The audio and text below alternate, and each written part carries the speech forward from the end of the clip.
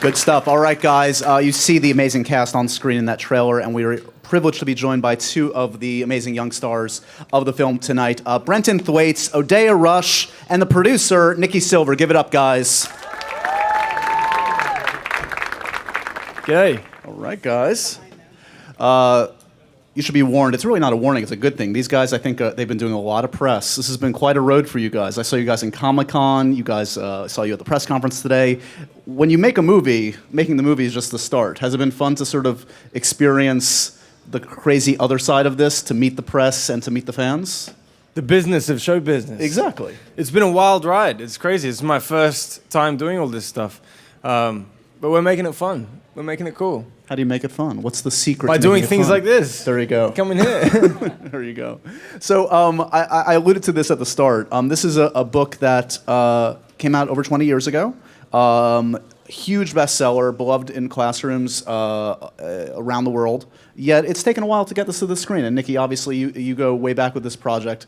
Talk to me a little bit about how you first encountered the material, and are you surprised it took as long as it did to get here? Surprised, overwhelmed, all of the above. I always say I date how long I've been involved in this by the age of my first son, who's almost 17 years old next week. It's been a journey, an epic one, sort of like Jonas's Out of the Community. But I had an amazing partner in Jeff Bridges, whose passion for this project never wavered, which is pretty amazing when you think about somebody in Hollywood sticking with something for so long. Then again, the man's been married for 35 years, so.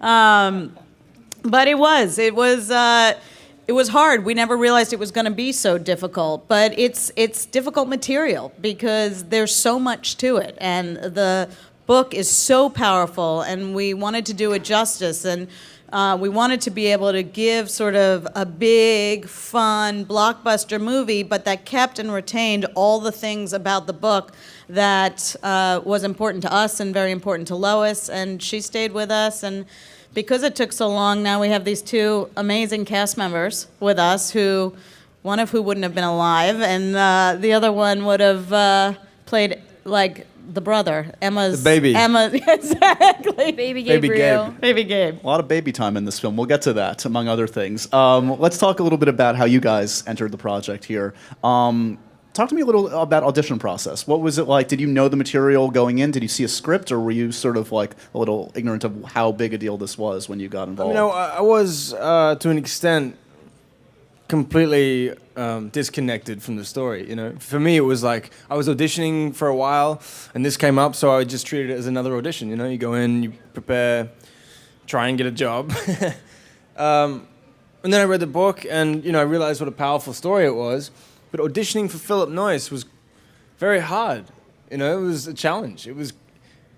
He really wanted me to find Jonas before they showed Nikki and Jeff and other decision makers of the film, because these kids are 12, right. And that was something that was very close to Jeff's heart. And so to let go of that was a huge thing, I think.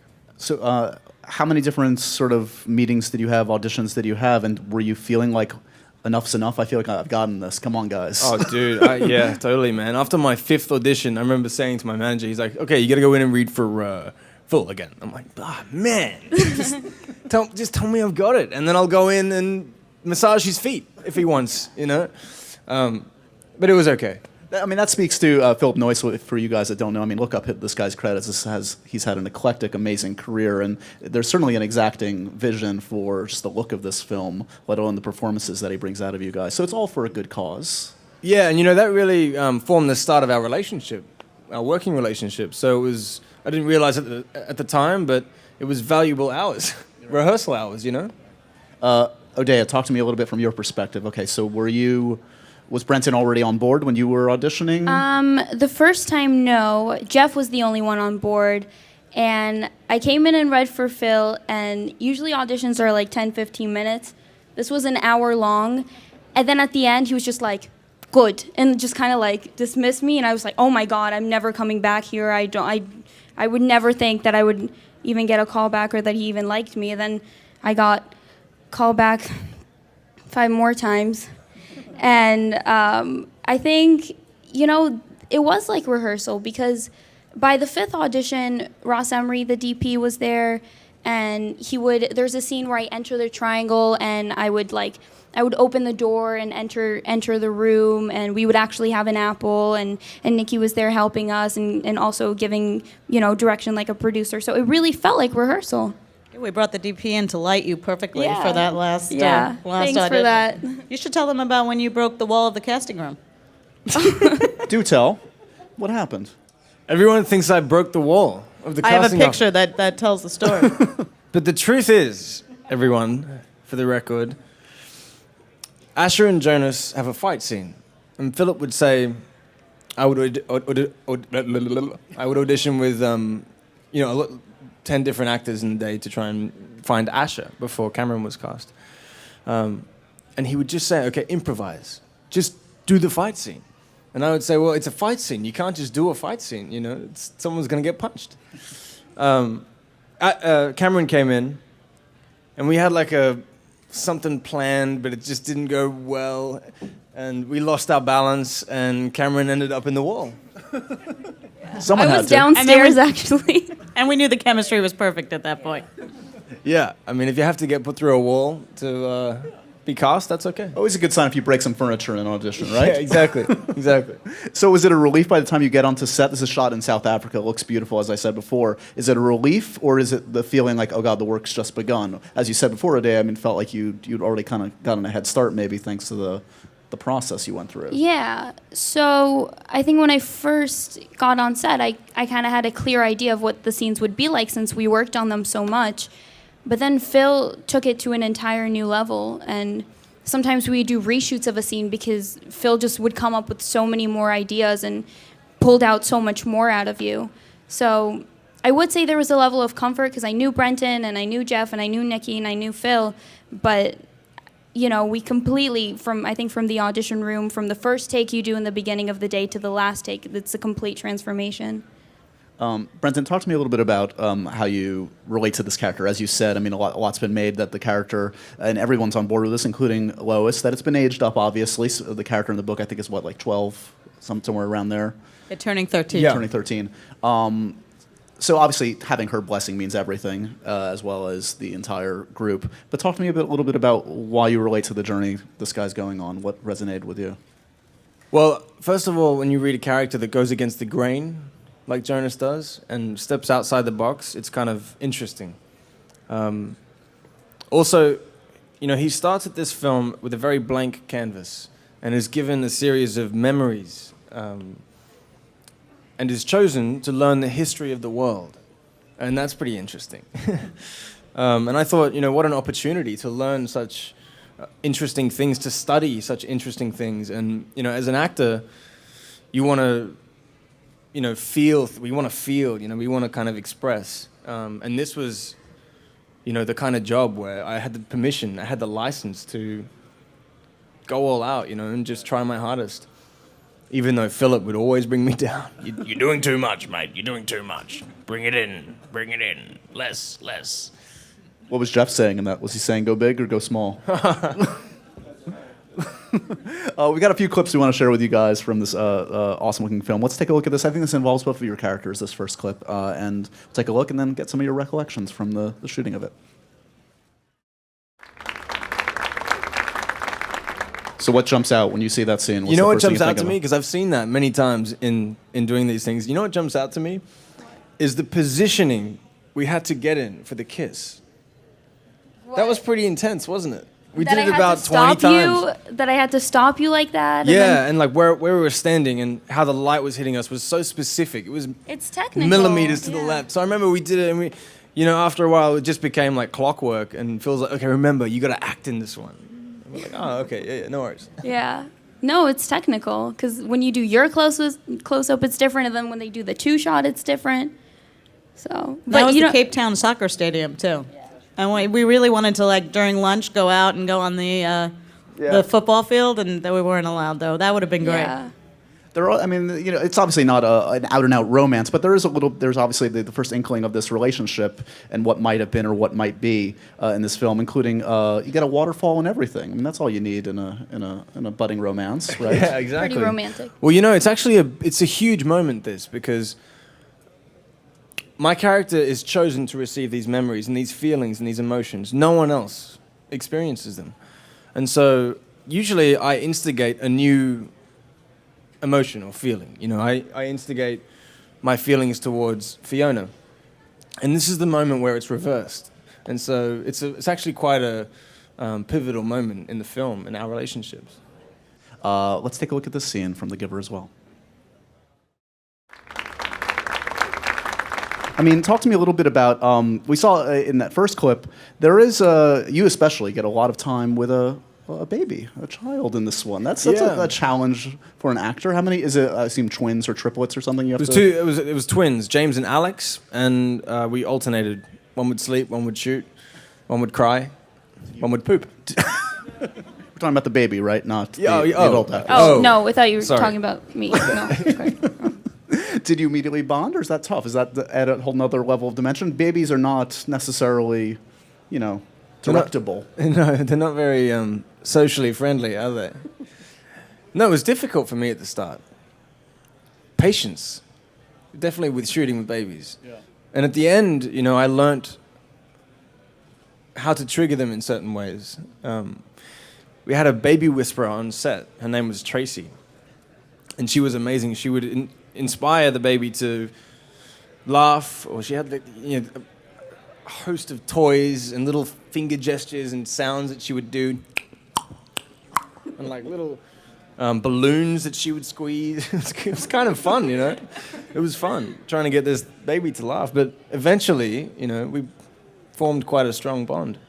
Yeah, it's interesting. It's almost like the process that happened in the film, in the relationship between Jonas and Gabriel, is what happened off screen too. It was fascinating to watch you the first time that baby was put on you to kind of at the end where we really had a relationship with these two. I don't think we could tell them apart though yet. I still don't know which one's which. Do you?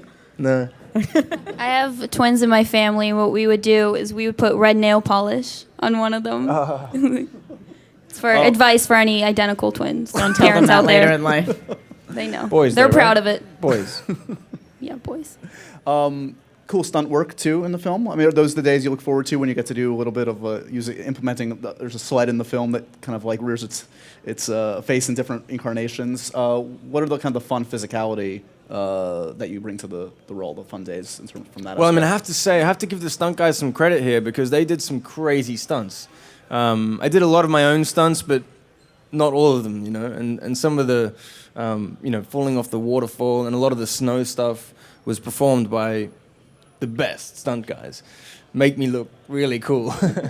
But yeah, those moments where you feel the slice of adrenaline and you feel like you could die are pretty cool. And I have to say, Odeya is quite the stunt woman. She was fearless in sliding down these slides and jumping all over the place. Thanks. Look at her playing it cool. Whatever. Just Do another it day from at the time to office. time. We had Brenton in minus 20 degree weather in Utah and in the like hot desert in Krabi's. I mean, we went the spectrum. These two were real troopers the whole time. It was amazing. Was the decision to shoot in South Africa, I mean, just, you know, we've seen many, obviously, different kind of futuristic or utopian societies and different incarnations, but to your credit, this is a unique look that you guys have created in this one. Is that hand in hand with the decision to shoot where you did? Partially. I think the landscape and things like that. South Africa offered us a wide range of looks and opportunities, but a lot of the look of the community goes to Ed Verreau, our production designer, who really just did an incredible job in creating this world. I mean, the other day Lois said, it wasn't what I thought about at first, but now that's what I think the Giver community looks like, and that was huge praise for him. So it was a combination of a lot of things going to South Africa. It was certainly we got more for our money in South Africa. We had a great time. There's something about being away with the cast and crew that breeds a different form of family. I mean, we had a great time there as well. Odeya went shark diving. Brenton used to play music with Jeff and Cameron, and Odeya would sing. So, part of was being away. We were a long way from home. So really, at a certain point, we only had each other, and it comes through. In the spirit of the theme of the movie, a society that tries to dispense with any and all memories of the past, is there any memory of the making of this film that you would gladly flush from your brain, or is it all good? Any of those sharks? I like the sharks. That's a good memory. When I almost got frostbite, I would gladly throw that memory away. I'd throw that one away too. That day was pretty intense. Yeah. If we do we have that clip? Great. I do want to see the work of Meryl and Jeff. I'm saying their first names because we're close friends now. Let's take a look at their amazing work in this film. I will tell you, that day was probably the day I remember most. There are 2 days that I remember most. One was the first day that we shot Brenton and walking into that amazing set, and it was exactly what I imagined when I had read the book, and you walking down those stairs and opening the door, and Jeff being at the bottom saying, "Books, your books." But that day was, it was like a master class. I mean, we were sitting behind the monitors watching these two actors who they're the greatest actors of our generation, and they'd never acted together. And they were just sitting there, and all of us were speechless. It was remarkable. I mean, the funny thing is, especially, Jeff, I know just from interviewing myself and seeing him in interviews, he's such a disarming presence, even despite the gravitas that he brings to a role when it demands it. You obviously share a lot of one-on-one time with him in this film. I mean, I don't know, how would you describe what a working relationship is with Jeff Bridges? What does he bring to a scene that makes you a better actor? Well, I have to say, as Nikki just said, it was like a masterclass every day. And my character learns these emotions. Jeff gives me, a string of emotions, memories that inspire my journey. And it was really like that on set. The parallels were insane. I was very scared, nervous, anxious, worried, about, am I going to be good? Am I going to be, is he going to like me? All these ridiculous things that you think you don't want to think of, but it's just natural. They just come up, But he was very giving. I mean, I have to say, that's kind of pathetic, seeing as though the movie is The Giver. But he was very nice, very friendly, and very open, encouraging me to try different things, to be impulsive in the moment. And I found it quite easy to tap into Jeff once Philip called action. He's always right there. As if the cast wasn't insane enough, we haven't even mentioned that this marks an important turning point for Taylor Swift, and that she makes an appearance in this film, her most sizable role to date, in a key role as Rosemary. What's the best perk of having an icon like Taylor Swift and getting to mix it up with her? I know, Odeya, you've described the relationship with her as kind of a big sister to you. Yeah, she's so sweet, and I think so amazing in this part, and she jumps in and she can do anything. I feel like she's so open, and I didn't work with her, but I think from watching her, it just proved to me that she's capable of anything, and just from hearing Jeff speak about her, the fact that she came into this completely open, completely willing, not afraid to fail, and that's what Jeff encourages to do. We'll turn this over to your amazing questions in a second, but just the last thing I want to ask, Lois Lowry, obviously the gifted author behind this, fully in support of this movie. She was at the press conference today. Did she ever choose to come on set? Was she a resource to you guys at all? Or did you decide? She was with us through the whole process, and once you tell Philip Noyce that you can email him, he'll 17 times a day he would send her a little note. What should be on Jonas's wall? What should Fiona be wearing? What length should their hair be? So she really was intimately involved and has been a really huge supporter. And she was the one who said to us as we started adapting this, stay true to the spirit of my novel. make sure the themes, all the things that are important. And I was just with her, actually, and she saw the final film last night at the premiere, and she gave a statement and did an interview, a post-interview for us, and said, I was so overwhelmed because I truly think this is a beautiful film. So as far as I'm concerned, you know, that's the highest praise I can have. Mission accomplished, definitely. All right, guys, ready for your questions? I think there's a mic or two maybe rolling around. Hey guys, my name is Ryan. I was going to ask you, Brenton, coming from Australia, how was it with your first American project trying to lose that accent, or was it training growing up in Australia that allowed you to easily transition into a neutral American accent? Exactly that. It's just practice, man. This wasn't my first one. There's a lot of other ones you haven't heard about, or maybe you have heard about. But, you know, it's just practice. There's no real trick to it. In Australia, we grow up with, you know, all these movies as well. I've got my buddy traveling with me at the moment from Australia, and he was saying it's kind of like he knows New York. He feels familiar in New York because, you know, we've seen so many movies, so many American movies. And us Aussies like to imitate people and make fun of people, so, you know, it's easy to tap into. Is that how I sound? Oh, my God.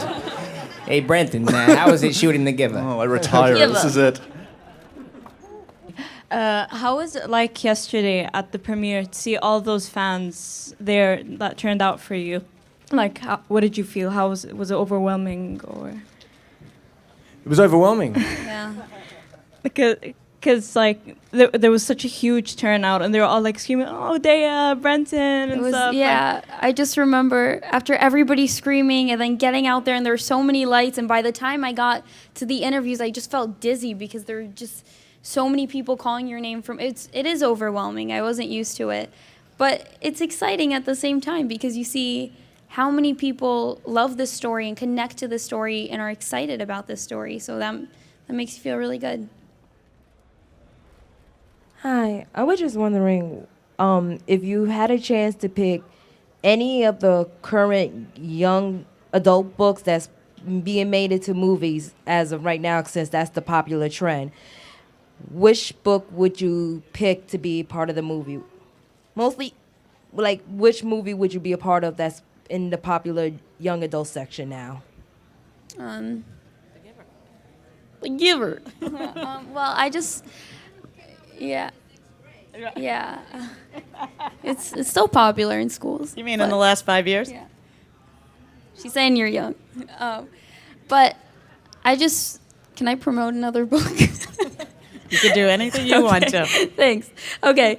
I just read this book, Wonder. Which that's a great book. It's such a good book. And there's a part for me in it. And I really hope they make the movie. They're going to make that movie. You should buy the rights and cast her in it. Yeah. I'm just saying right now, I'll do it. We're pretty much halfway to a Go project right here, right now. Right now, on Apple. Hi. My question's for Nikki, actually. What's it like being a producer when you get to do great films like this? Like, what's your specific, what pops out at films or things like that you choose to follow along for so many years in films? This book haunted me from the day I read it. My background actually is I come out of children's television. I produced Reading Rainbow for about 15 years. So, thank you. And still incredibly proud of that. But through that really just grew a love of children's literature and children's books. And they just, because to me, there's something about young adult literature. It just taps in to something, but The Giver stands out, and to me it's the gem, and I was never giving up on it. And believe me, there were a lot of times in this process that people looked at me as if I was insane. It's 15 years. No, one more option period, I promise. This is it. We'll get it done this time. But look what we did. We got it done. So if you're thinking about doing it, find something you love and just stick with it. How long is an option period?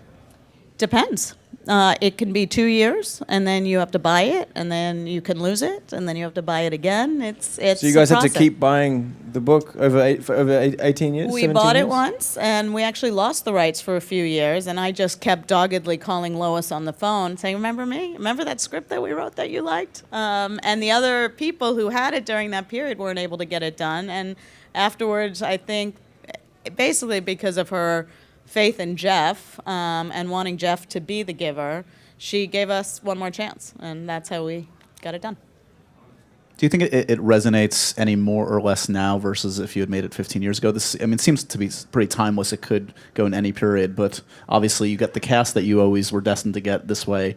But is there anything else about where the times we're living in today that you think makes it more or less I right? think it's a great question. I mean, I think the book is more relevant today than it's ever been, and that's a tribute to the book itself. Just it is an evergreen property, but I think we're in a very difficult period right now, and I think there are people. We were having this conversation with Philip before. There are people who would say, you know what, I don't want the pain anymore. I don't want all the, I don't know what word I can use, crap that, is out there that I'm dealing with. So I think there are people that would look at this world and say, well, maybe I would choose that, and that's scary. So I think today is the right time for this film because we can't give it up. There's too much joy, and sometimes, happiness just comes in little bits. I mean, Taylor said that this morning at the press conference, but you live for those moments, and they're essential. And this movie is about what it means to be human, and it's so important that we all sort of get back to that. Hi, I read The Giver when I was 8 years old. No pressure, guys. Wow. But You're an early reader. Yeah, my question is for Odeya. In the book, Fiona, the character you play, doesn't really get much time. Jonas kind of goes on his journey alone to discovery, and I wanted to know, you had this opportunity to really create this character and take her on a journey because it wasn't written beforehand and it was developed for the film. So could you describe the character that you created and the journey you took her on? I think it was really a collaboration of what the ideas that Lois had, because she did describe Fiona as someone who takes care of the old. She's destined to take care of people. She's very giving and very generous, which I think is in the film as well because she's taking care of babies. And but I worked from Lois's ideas in the script and also with Phil because Fiona is very complex. She begins being kind of naive and happy and content and living in this world and not knowing any better and kind of being the more mature of the two guys. And then I think everything shifts. The relationship shifts. Asher shifts kind of away from us and something else happens between Fiona and Jonas and she notices that something is wrong, but she's not fully capable of emotion and she's the only one in the community. She's not like the Giver and Jonas where they get memories and color and music and